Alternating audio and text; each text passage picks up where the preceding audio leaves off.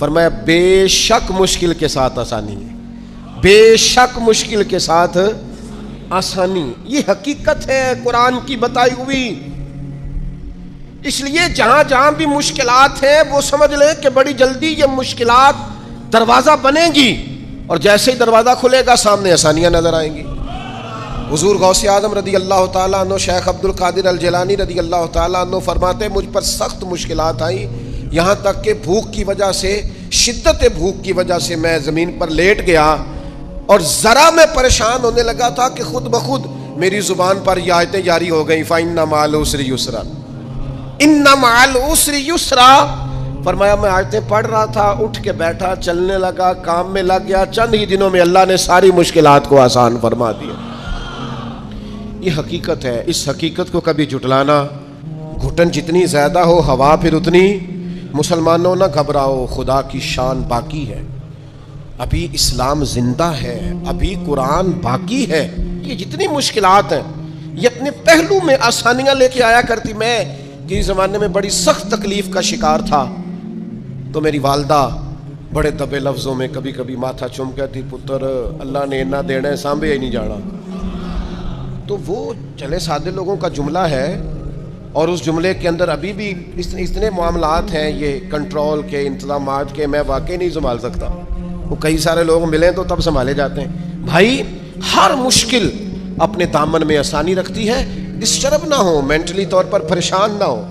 جیسے ہی مشکل آئے قرآن کا یہ فیصلہ ہے کہ وہ اپنے ساتھ آسانی لے کے آئے گی. اور ایک اور حقیقت بھی اچھی طرح سمجھ لیں، رزق بندے کو تلاش کرتا ہے.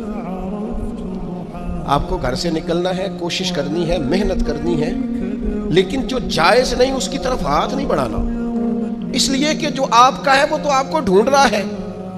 بس آپ نے کوئی کاروبار شروع کیا نہیں، تھوڑی سی محنت کی نہیں، تو وہ جو آپ کا رزق ہے نا وہ آپ کو تلاش کر رہا ہے، وہ ڈھونڈ رہا ہے، وہ آپ تک پہنچ جائے گا. یہ اتنی بڑی. وہ بہت سارے دوست آ کے کہتے مجھے کسی نے کہا تجھے بندش کر دیا، تو پہلے بھی کہہ چکا ہوں یہ ہو سکتا صحیح ہے اللہ نے بھیجا تھا آپ کی طرف اور رستے میں کسی بندے نے روک دیا. یہ کیسے ہو سکتا ہے؟ اتنی کمزور بات کیسے کر سکتا؟ اللہ نے بھیجا تھا بندے نے بندش کرا دی، یہ کیسے ہو سکتا ہے؟ کوئی بات کو سمجھیں، بھیجنے والا مالک ہے. سنیں رسول اللہ صلی اللہ علیہ وسلم کا اتنا قیمتی فرمان. غربت کے ہاتھوں پریشان ہونے والے اور یہ کہنے والے کہ کئی کاروبار شروع کیے ہیں میرا چلتا نہیں، جو قدم آگے رکھتا ہوں پیچھے جاتا ہے، وہ یہ اس حدیث کو ذرا سنیں اور اپنے ذہن سے ان ساری آزمائشوں کو نکالیں. اللہ کے پیارے رسول علیہ السلام نے فرمایا رزق بندے کو اسی طرح تلاش کرتا ہے جیسے موت بندے کو تلاش کرتی ہے. یہ جہاں بھی ہو، جس مقام پہ بھی ہو، جب وقت آتا ہے تو موت پہنچ جاتی ہے نا، تو جب خدا کا ارادہ کرم ہوتا ہے تو رزق بھی پہنچ جاتا ہے. آپ محنت جاری رکھیں، کاروبار کرتے رہیں، جدوجہد کرتے رہیں، جو آپ کا ہے وہ آپ تک پہنچ جائے گا. اپنی زندگی میں حقیقت پسند بنے. یہ ایسے ہی دوسروں کے پیسوں پر موج کرنے کا ارادہ ترک کر دیں، کسی اور کے گھر جا کے پیٹ بھرنے کا خیال اپنے دل سے نکال دیں. حقیقت پسند بنے، جو آپ کا ہے وہ انشاءاللہ. حضرت مولا علی شیر خدا رضی اللہ تعالیٰ عنہ نے نا ایک انار اللہ کے بارگاہ میں کسی غریب کو دیا انار، تو آپ فرماتے تھے مجھے اس کے بدلے 10 آئیں گے، چونکہ قرآن کہتا ہے ایک کے بدلے 10. تو دروازے پہ ایک شخص آئے دینے کے لیے، دیا آپ نے، تو ایک شخص صاحب انار لے کے آئے تو انہوں نے مولا علی شیر خدا کو 10 دیے. آپ فرمانے لگے یہ نہیں ہمارے. کہنے لگا آپ کے ہیں؟ فرمایا ہمارے نہیں. کہا آپ کے ہیں؟ یہ ذرا یقین کا حسن دیکھیے. فرمایا ہمارے نہیں. کہا جناب آپ کی ہیں؟ فرمایا نہیں، ہمارے تو آنے تھے 11، چونکہ ایک کے بدلے میں اللہ نے 10 دینے تھے، ایک ہمارے والا اور 10 اللہ کی طرف سے انعام آنے والا. اس شخص نے جیب میں ہاتھ ڈالا، کہنے لگے اے شیر خدا آپ کے یقین کامل پہ بھی قربان جاؤں، میں 11 ہی لایا تھا، بس دیکھ رہا تھا شیر خدا کیا فرماتے ہیں. آپ کا یقین، آپ کا اللہ کی ذات پر بھروسہ، کیا خوبصورت انداز ہے. محنت تو کی ہے کسی کے گھر میں، مزدوری تو کی ہے کسی کے ہاں، نوکری تو کی ہے کسی کے ہاں، لیکن وہ کی کسی بندے کے ہاں ہے. رزق بہر اللہ عطا کرے. میرا خیال ہے اگر یہ ذہن بن جائے تو یہ جو ہم روز شکوے کرتے ہیں نا، فلانا ظالم ہو گیا، فلانا جابر ہو گیا، فلانا فاسق ہو گیا، اگر کوئی ہے تو ظاہر ہے وہ اپنے جرم کی سزا پائے گا، لیکن ہم اس آزمائش سے بھی باہر آ جائیں، زندگی حقیقت پسندوں والی گزاریں، خیالات کی دنیا، خوابوں کی دنیا، لوگوں پر بھروسہ، بندوں سے امیدیں، مخلوق خدا پر توجہ، اتنے مل جائیں گے، اتنے آ جائیں گے، فلانا اتنی مہربانی کر دے گا، ان ساری جو ہماری حقیقت پسندی سے دوری ہے، اس ساری چیز، یہ ساری خوابوں کی دنیا ہے۔ آپ حقیقت کی دنیا میں آئیں، زمین پر آئیں۔ کبھی بھی وہ کسی نے کہا تھا محبت کو سمجھنا ہے تو نہ سے خود محبت کر، کنارے سے کبھی اندازہ طوفان نہیں ہوتا، پانی میں اترے تو پتہ چلتا ہے پانی کتنا کتنا ہے۔ اس لیے عزیز بھائی، میری بالخصوص نوجوانوں سے گزارش ہے، حقیقت پسند بنو یار۔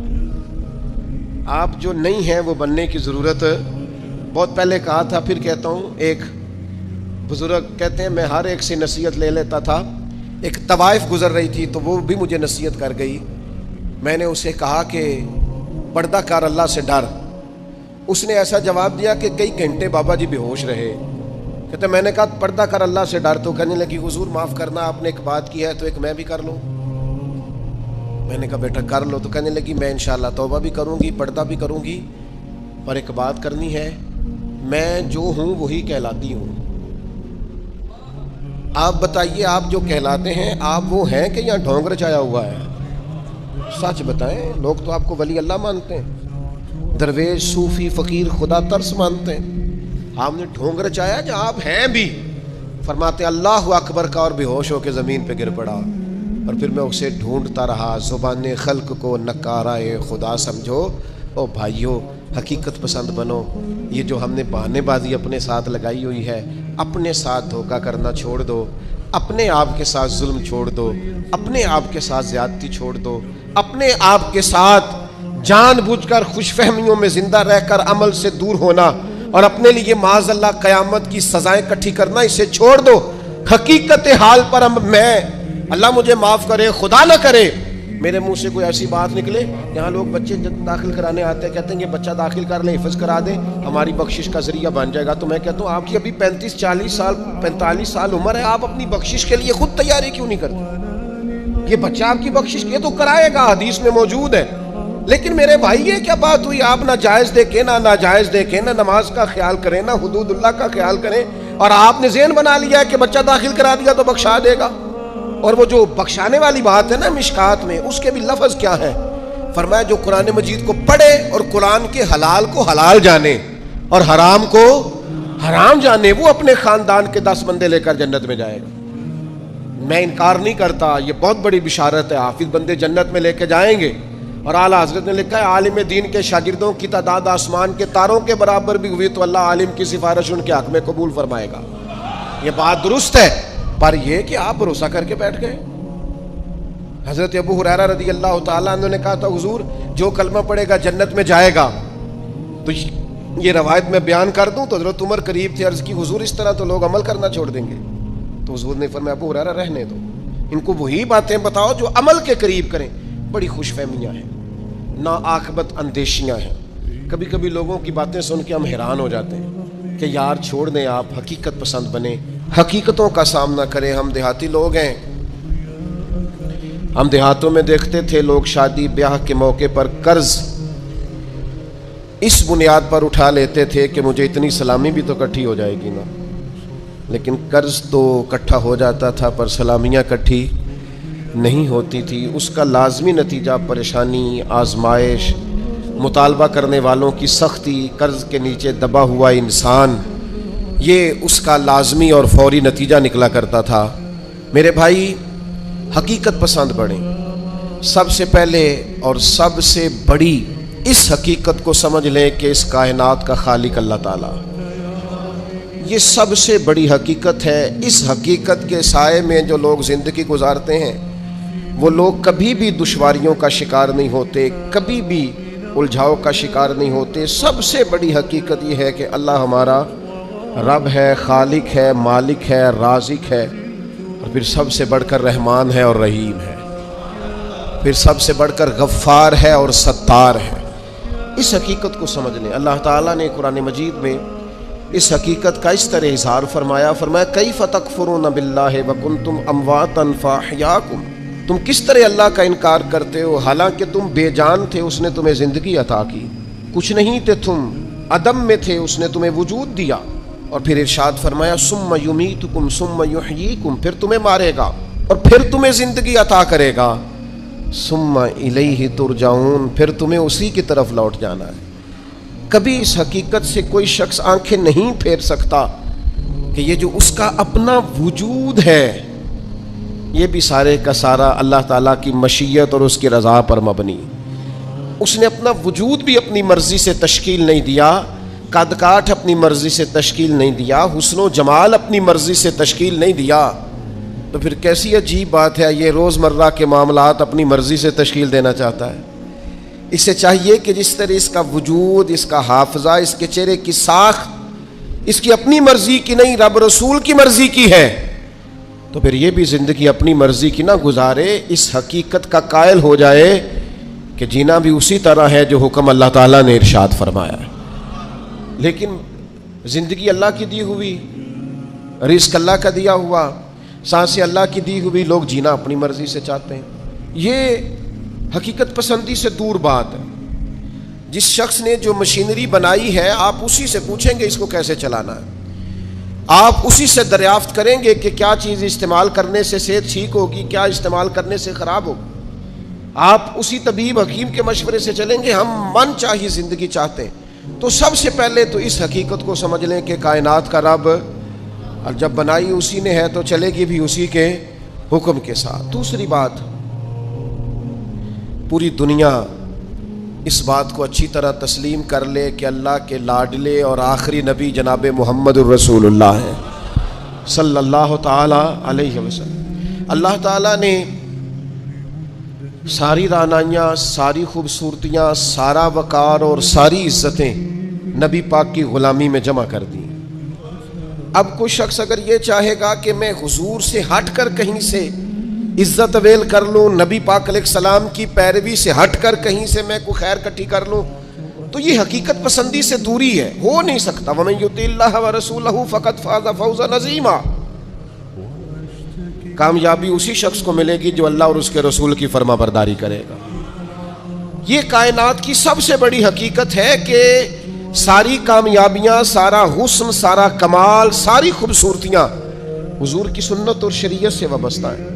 ہم جتنا مرضی نئے دور کا فیشن اوڑھ لیں، جتنا مرضی بھاگ لیں، جہاں تک ہماری رسائی ہے ہم جا لیں، لیکن حق اور سچ یہی ہے کہ قُلْ إِن كُنتُمْ تُحِبُّونَ اللَّهَ فَاتَّبِعُونِي يُحْبِبْكُمُ اللَّهُ۔ اللہ کہتے ہیں محبوب ان سے فرما دیں اگر یہ رب سے محبت کرنا چاہتے ہیں تو آپ کی غلامی کریں، اللہ انہیں اپنا محبوب بنا لے گا۔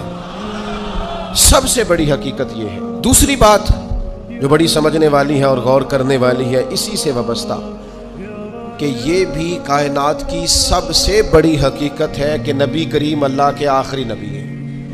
ما کان محمد ابا احد من رجالکم ولکن رسول اللہ وخاتم النبیین۔ محمد صلی اللہ تعالی علیہ وسلم مردوں میں سے کسی کے باپ نہیں ہیں، لیکن اللہ کے رسول ہیں اور نبیوں میں سب سے آخری ہیں۔ سورج اپنی جگہ چھوڑ سکتا ہے، چاند اپنی جگہ بدل سکتا ہے، ستارے زمین پر آ سکتے ہیں، اس زمین کا سارا نظام بدل سکتا ہے، پر رسول پاک کے بعد کوئی نبی نہیں آ سکتا۔ یہ طے شدہ حقیقت ہے۔ آج جو لوگ قادیانیوں کے بارے میں، مرزائیوں کے بارے میں اپنے دلوں میں نرم گوشے پیدا کرتے ہیں اور وہ روغن خیالی کا مظاہرہ کرتے ہیں، وہ اچھی طرح سمجھیں کہ کائنات کی سب سے بڑی حقیقت یہ ہے کہ رسول پاک آخری نبی ہیں، اور اس حقیقت سے کوئی انکار کر سکتا؟ یہ طے شدہ حقیقتیں۔ اب حقیقتوں کو کوئی شخص بدلے گا، وہ اپنی عقل کو گمراہی کے رستے پر ڈالے گا، یہ حقیقت طے ہے اور قیامت تک طے ہے۔ اور فرما گئے ہیں ہادی کہ لا نبی بعدی، خود فرما دیا ہے نبی پاک علیہ السلام نے کہ میرے بعد کوئی نبی آ سکتا۔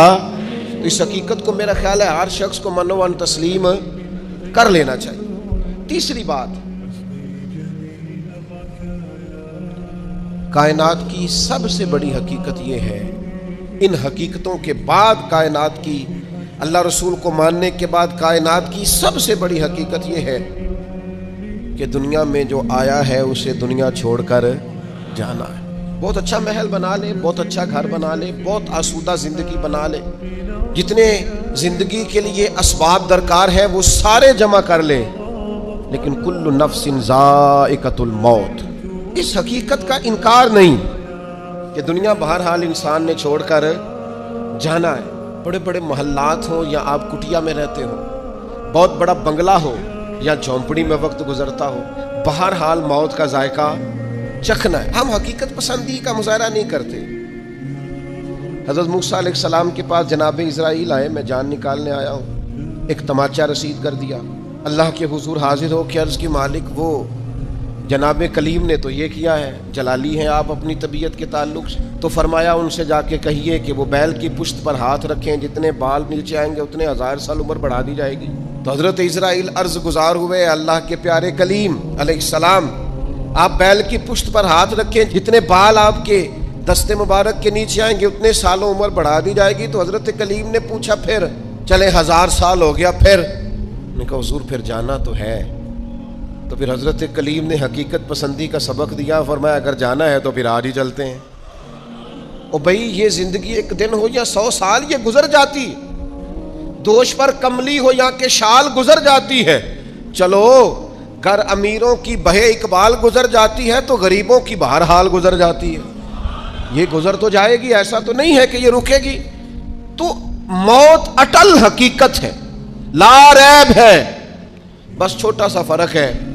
کافر کہتا ہے جتنی موج کرنی ہے دنیا میں کر لو، بعد میں فنا ہے۔ مومن کہتا ہے بقائی اس دن شروع ہونی ہے جس دن قبر میں مدینے والے کی پہلی زیارت کرنی ہے۔ بس سوچ میں اتنا سا فرق ہے۔ ہم کہتے ہیں نقطہ آغاز وہ دن ہے جس دن قبر میں جائیں گے، لحد میں عشق رخ شاہ کا داغ لے کے چلے، اندھیری رات سنی تھی سو چراغ لے کے چلے، اور تیرے غلاموں کا نقش قدم ہے راہ نجات، وہ کیا بھٹک سکے جو یہ چراغ لے کے چلے۔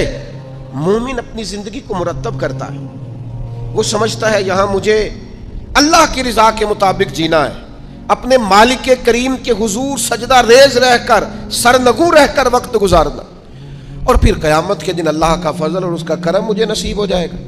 موت اٹل حقیقت۔ میں آپ سے عرض کروں کوئی نہیں تیاری کرتے لوگ موت کی، جتنی محنت ہے صرف جینے کے لیے، جتنی جد و جہد ہے صرف زندگی گزارنے کے، جتنا وقت ہے صرف 60-70 سال کے لیے۔ ہمارا اور صحابہ کا فرق یہ تھا کہ وہ جتنی محنت کرتے تھے وہ مرنے کے لیے کرتے تھے، ہم جو کچھ بھی کر رہے ہیں ہم جینے کے لیے کر رہے ہیں، ہمیں ہر صورت جینے کے اسباب جمع کرنے، اور ان کا خیال یہ تھا کہ اصل کامیابی آخرت کی کامیابی ہے، والآخرۃ خیر وابقیٰ، آخرت خیر والی بھی ہے، رہنے والی بھی ہے۔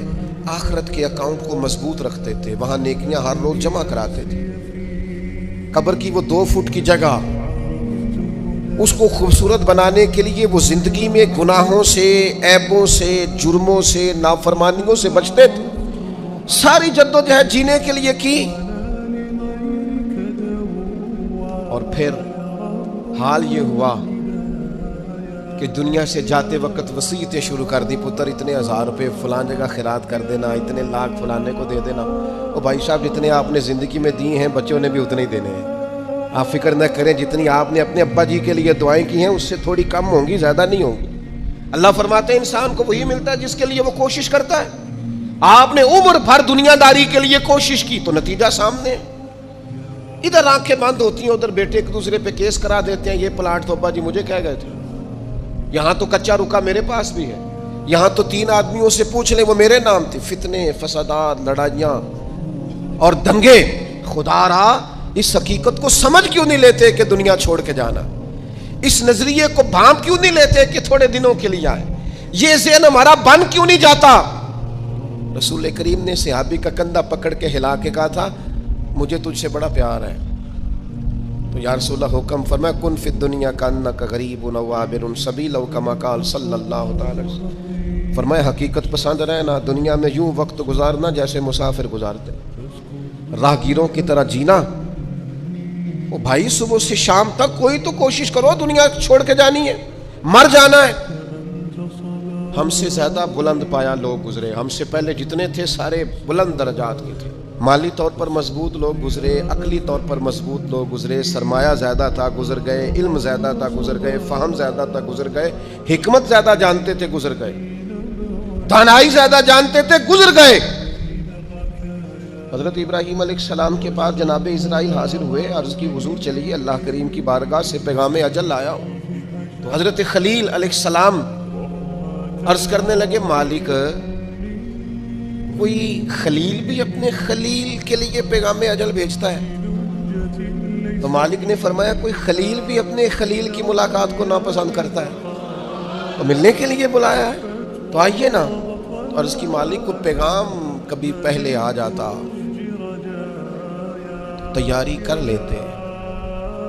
تو کہا ابراہیم تندرست جسم میں جس دن پہلا درد ہوا تھا تو پہلا پیغام ہی تو بھیجا تھا، سیاہ بالوں میں جس دن سفید بال چمکے تھے تو پیغام بھیجا تو تھا، جس دن سیدھی کمر درد سے تھوڑی جھکنے لگی تھی تو پیغام بھیجا تو تھا۔ یہ پیغام تو یکے بعد دیگرے آتے رہے، آئے پیغام آئے، کبھی دادا کی چارپائی کو کندھا دیا، کبھی دادی کی چارپائی کو کندھا دیا، کبھی رشتہ داروں کے جنازے پڑے، کبھی ماں باپ کے جنازوں کو کندھے دیے۔ وقت تو سارے دیکھے، لیکن کیا خیال تھا صرف انہوں نے دنیا چھوڑنی تھی؟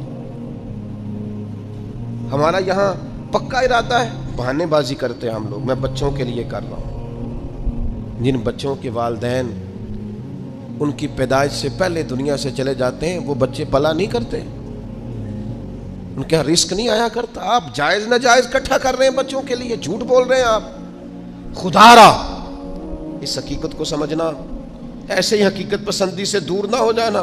موت ہر وقت تلاش کرتی ہے، ڈھونڈ لیتی ہے، ایک ساتھ آگے نہ ایک ساتھ پیچھے، پھر جانا ہے اور بہرحال جانا ہے۔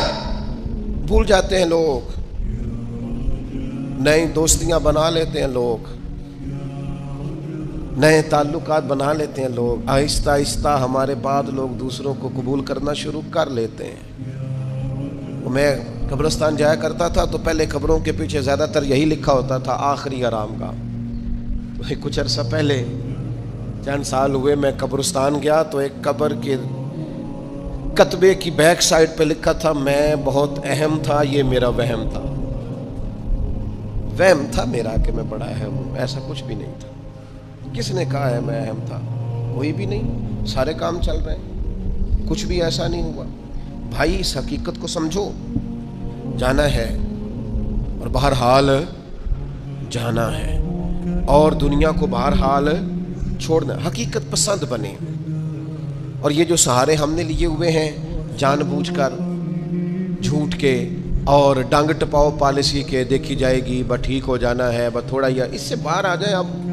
اب کتنی کو دیر، کتنا کو بچپنا، کتنا کو لڑک پن، کتنے کو شغل، کتنا کو تصویروں کی دنیا کی زندگی، کتنا کو خواب۔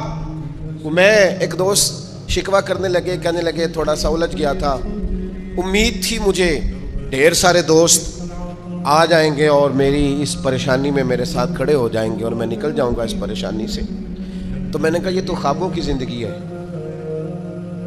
جتنے لوگوں کے ساتھ آپ زندگی میں کھڑے ہوئے اتنوں نے آپ کے ساتھ کھڑے ہونا تھا۔ آپ خود اندازہ کر لیں، ہمیں بہت ساری چیزیں یاد آتی ہیں جب ہمیں کوئی کام بتاتا ہے تو سیم صورتحال دنیا کی ہے۔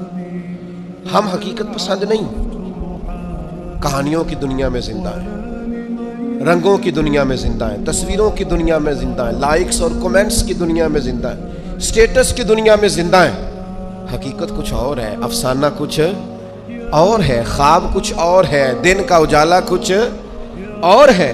میرے بھائی سفر گھر بیٹھ کے میپ پر ماپنا اور ہے، اور سواری پر بیٹھ کر وہ منزلیں طے کرنا کچھ اور ہے۔ یاد رکھنا، گھر بیٹھ کر یہ کہنا کہ میں آیا یہ اور ہے، اور جب پاؤں میں آبلے پڑ جائیں، چھالے پڑ جائیں، اور جب ذہن چکرانے لگے اور گاڑیوں میں بیٹھتے نظریں گھومنے لگیں تو اس وقت منزلوں کا تعین کرنا یہ کچھ اور ہے۔ جسے زندگی ہو پیاری وہ یہیں سے لوٹ جائے۔ اپنی زندگی میں حقیقت پسند بنے، کم از کم میں، کم از کم آپ، ہم تو اتنا سوچیں کہ یار بس جو اصل ہے اس پر رہیں، اصل سے آگے بڑھنے کی کوشش نہ کریں، ورنہ پھر زندگی ہواؤں کی نظر ہو جائے گی، خوابوں میں جینے کی ضرورت نہیں ہے۔ آپ آنکھ کھولیں، بیدار ہوں اور بیداری میں زندگی گزاریں، آپ کو لطف آئے گا کہ جو آپ ہیں وہی آپ کر رہے ہیں۔ میں اللہ کے حضور بڑے درد دل سے آج عرض گزار ہوں، اے اللہ پوری دنیا کے مسلمانوں کو، پاکستان والوں کو اللہ حقیقت پسند کر دے، محنت کا عادی کر دے، کردار و عمل کو ٹھیک کرنے والا کر دے، آسانی والا کر دے، شعوری زندگی گزارنے والا کر دے۔ گفتگو کرنا، بات کرنا لوگوں کا اتنا یہ خطرناک مزاج ہے، ایک جملہ کہہ کے لوگ سائڈ پہ ہو جاتے ہیں، بندہ بیچارہ ساری رات تڑپتا رہتا ہے، ایک فکرے کا تبصرہ کر کے لوگ کونے میں چھپ جاتے ہیں، اور کسی آدمی کے لیے وہ اسے سولی پہ لٹکا جاتے ہیں۔ اپنی زبان کے تیروں سے لوگ پریشان کرتے ہیں۔ پہلے تو اللہ سے یہ معافی مانگیں کہ رب اس جرم سے ہمیں محفوظ فرمائے۔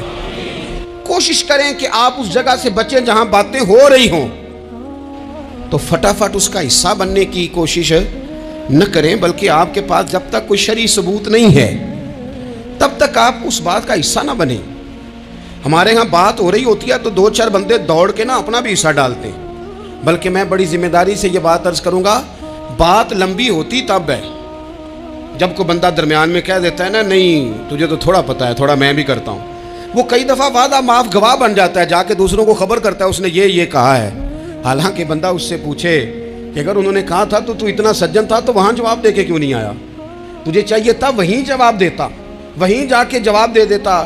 اور اب تو لوگوں کی زبانیں اتنی لمبی ہو گئیں کہ وہ صحابہ تک چلی گئی ہیں، اہل بیت نبوت تک چلی گئی ہیں۔ تبصروں کے شوق میں لوگوں نے یہ دیکھا ہی نہیں کہ میری حیثیت کیا ہے اور میں بات کس کی کر رہا ہوں، میری اوقات کیا ہے اور میں تبصرہ کس پہ کر رہا ہوں۔ بے باک ہونا اور بات ہے اور بدتمیز ہونا ان دونوں میں۔ اب ہوتا کیا ہے، ہم اس کا نفسیاتی اثر لیتے ہیں، ہم اس کا اثر لیتے ہیں۔ میں اکثر کہتا ہوں سارے لوگ ہی کانوں کے کچے ہوتے ہیں، کچھ تھوڑے زیادہ ہوتے ہیں، کچھ تھوڑے کم ہوتے ہیں، اور بعض لوگ کہتے ہیں اتنے لوگ فلانے بندے کی بات مانتے ہیں، تو میں نے کہا دنیا میں تو آج بھی کافر زیادہ ہیں، کافر زیادہ ہیں، شیطان کے پیروکار آج بھی، تو زیادہ ہونا کوئی حق کی دلیل ہے ہمیشہ؟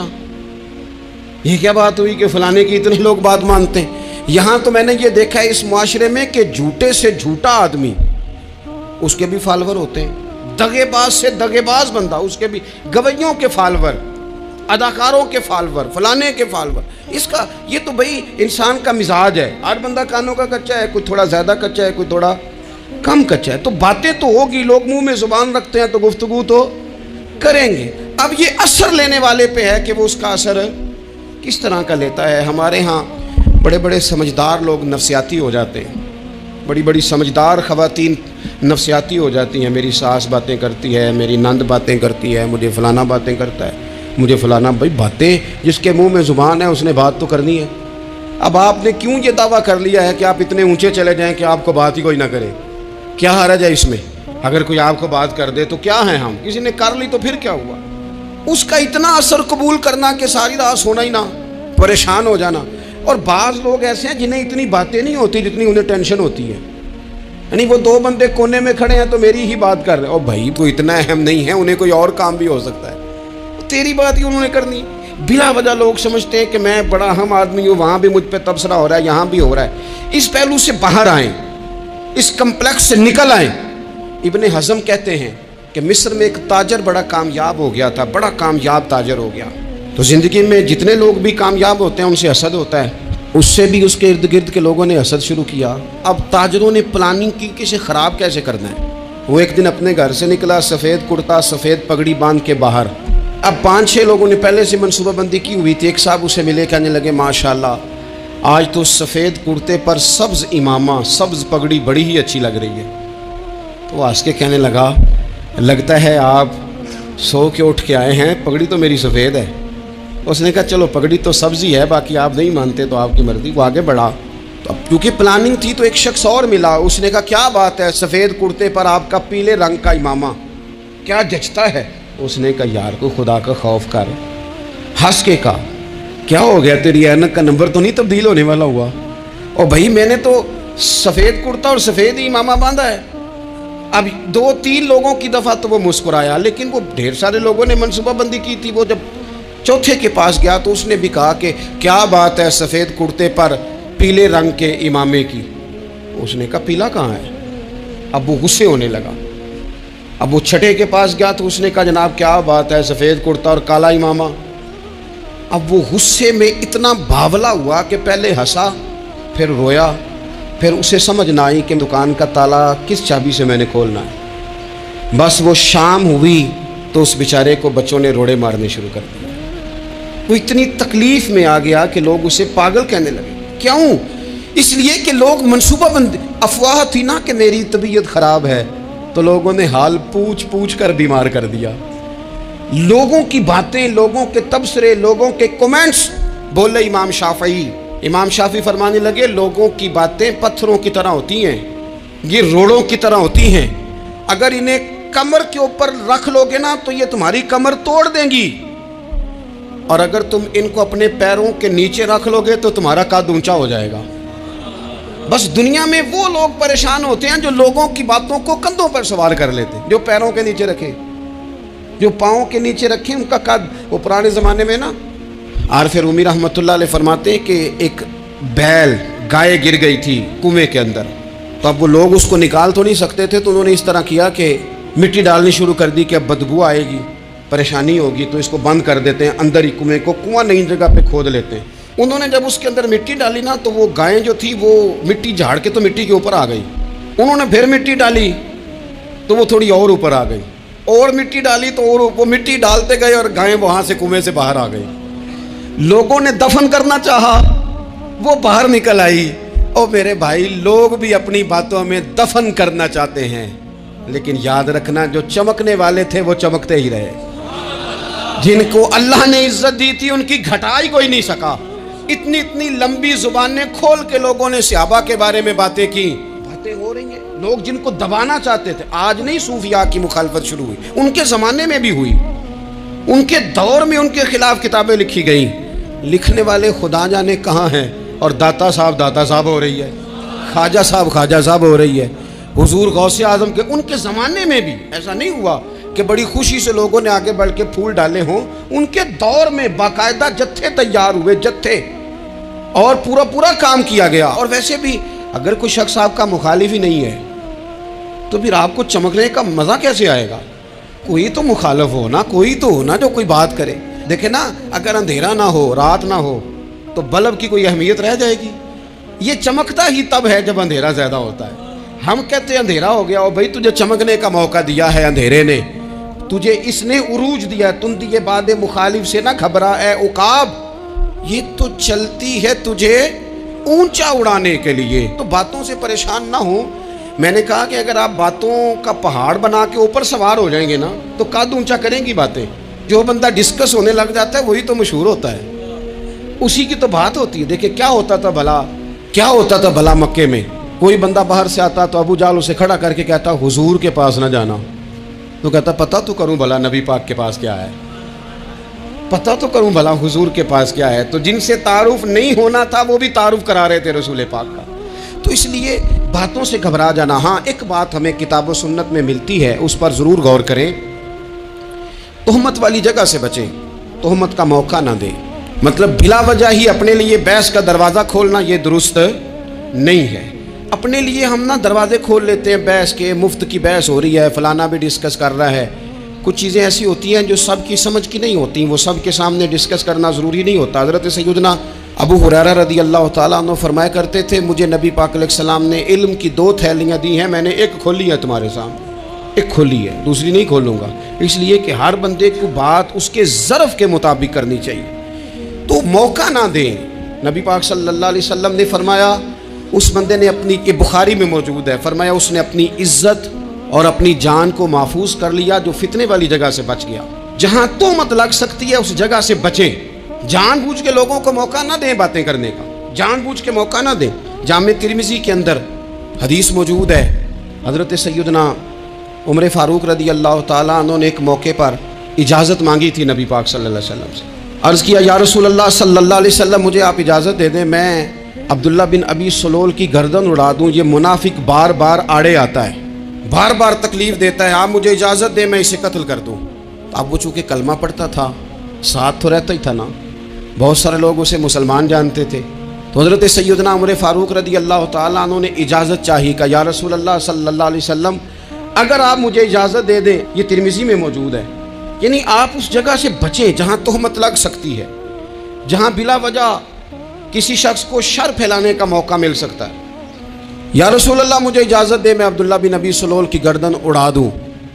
تو نبی پاک صلی اللہ علیہ وسلم نے فرمایا کہ عمر اگر میں تمہیں ایسا کرنے کی اجازت دوں گا تو لوگ کہیں گے کہ اب اپنے قریبیوں کو انہوں نے مروانا شروع کر دیا ہے, ساتھ والوں کو ہی مروانا شروع, لوگ تو اسے مسلمان سمجھتے ہیں تہمت والی جگہ سے. بلکہ بخاری شریف میں اسی طرز کا ایک اور پیغام بھی ہمارے لیے موجود ہے. یہ جو حرم شریف آج ہمارے سامنے ہے نا, بیت اللہ شریف, اس میں ایک پیچھے مقام ہے جس کو حتیم کہا جاتا ہے. یہ خانہ کعبہ کا حصہ ہے.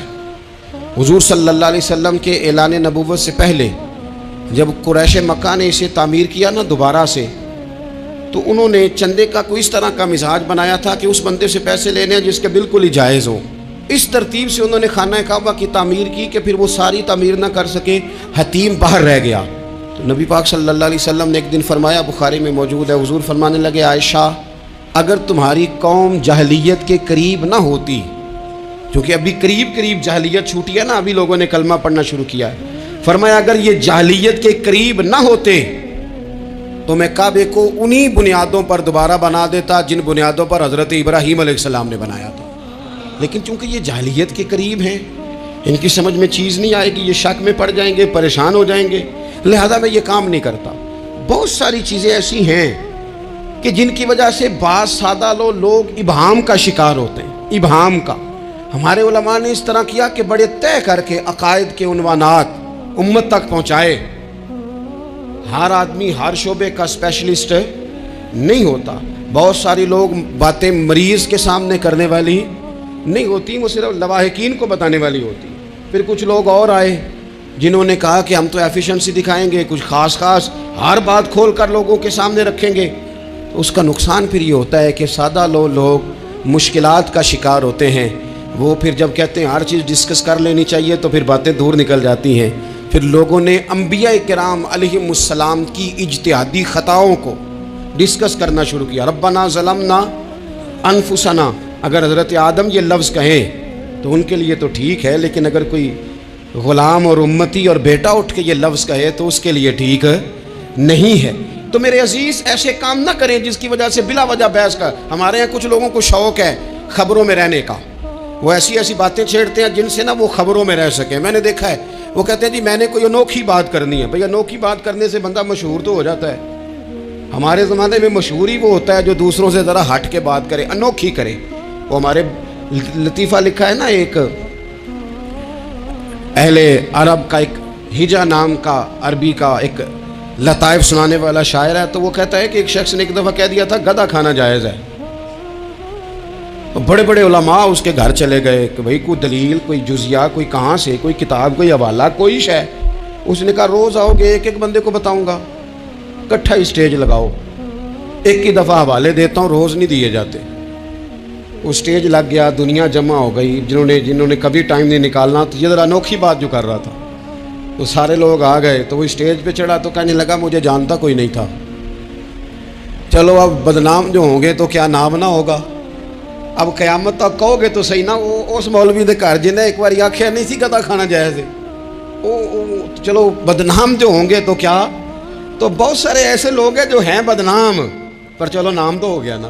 بدنامی صحیح, شرارت صحیح, شیطانیت صحیح, لیکن نام تو ہو گیا.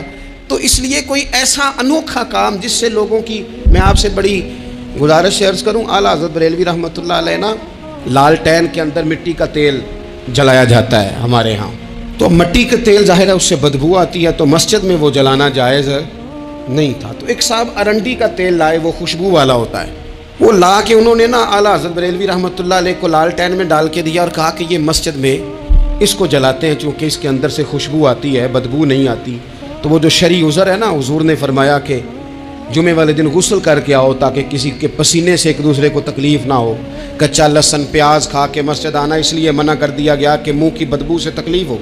تو مسجد میں کوئی ایسی چیز جو بدبو کا باعث بنے منع ہے. اب انہوں نے وہ تیل لا کے لالٹین میں ڈالا جس سے خوشبو آتی تھی اور لالٹین بھی روشن ہوتی تھی۔ تو اعلیٰ حضرت فاضل بریلوی رحمۃ اللہ علیہ اپنے اس خادم سے فرمانے لگے کہ اب لوگ تو آئیں گے نا، تو ہمارے علاقے میں تو ساری دنیا مٹی کے تیل سے ہی چلاتی ہے، تو اب آپ نے ایک خوشبو والا تیل لا کے ڈال تو دیا ہے اس کے اندر لالٹین میں، پر یہ لوگوں کو بتائے گا کون کہ یہ تیل وہ نہیں ہے؟ لوگ تو یہاں سے دیکھ کے جائیں گے اور جا کے کہیں گے کہ اتنے بڑے عالم کی مسجد میں اگر جل رہا ہے تو ہم کیوں نہ جلائیں؟ تو فرمانے لگے وہ شخص کے حضور پھر حال کیا ہے؟ فرمانے لگے آپ فرضوں کا سلام پھیر کے دعا سے پہلے لالٹین کے پاس کھڑے ہو جائیں، اور جو بندہ گزرے اسے بتاتے جائیں کہ یہ مٹی کا تیل نہیں، یہ مٹی کا تیل نہیں، یہ مٹی کا تیل۔ ہر شخص کے ذہن تک بات اتر جائے تاکہ لوگ کسی ایسی چیز کا شکار نہ ہو جائیں جس سے کہ ان کے مزاج میں کوئی غیر شرعی چیز عروج پکڑ لے۔ تو میرے عزیز، ہم نہ کچھ بدگمانیاں لوگوں کے اندر لوگ ڈالتے ہیں۔ ہمارے ہاں بالخصوص پاکستان میں جب سے سیاسی فرقہ واریت شروع ہوئی ہے، سیاسی، ہماری قوم کا مزاج اتنی بری طرح خراب کیا گیا ہے۔ ہمارے نوجوان بچے جو بڑے سنجیدہ پڑھے لکھے، ان کی گفتگو اپنے سیاسی مخالف کے بارے میں اتنی لوز کر دی گئی ہے، اتنی کمزور کر دی گئی، اتنی خوفناک کر دی گئی ہے کہ اس طرح تو کبھی نہیں ہوا تھا۔ یہ مزاج جو لوگوں کو دیا جا رہا ہے، قومیں اپنے اخلاق کے طور پر زندہ رہتی ہیں۔ بد اخلاقیاں کبھی بھی انسانوں کو اونچا کر سکتی، پیچھے رہ جاتے ہیں لوگ۔ تہذیب کسی سوسائٹی کا حسن ہوتا ہے، اور اگر ایک سیاسی مخالف کے لیے آپ کا یہ والا مزاج بن جائے، اپنے سیاسی قد کو اونچا کرنے کے لیے آپ ان چیزوں کا سہارا لیں، یہ درست نہیں ہے۔